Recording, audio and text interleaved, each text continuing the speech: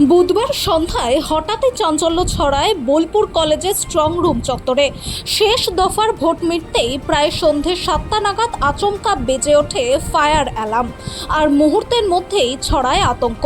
খবর পেয়ে দ্রুত ঘটনাস্থলে পৌঁছে যায় দমকল ও প্রশাসনের শীর্ষ আধিকারিকরা।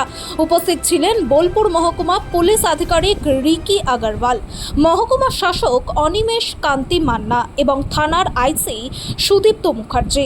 রাজনৈতিক মহলেও তৎপরতা বাড়ে। ঘটনাস্থলে যান বিজেপি প্রার্থী দিলীপ ঘোষ ও খোকন দাস।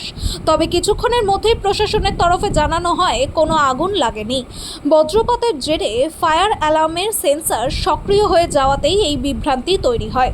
উল্লেখযোগ্যভাবে এই স্ট্রং রুমেই বোলপুর, নানুর ও লাভপুর কেন্দ্রের ইভিএম সুরক্ষিত রয়েছে।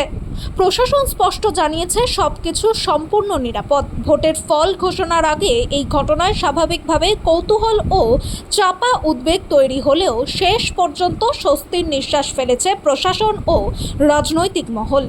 বীরভূমের বোলপুর থেকে অনির্বাণ পাচার রিপোর্ট, বিগ নিউজ বাংলা।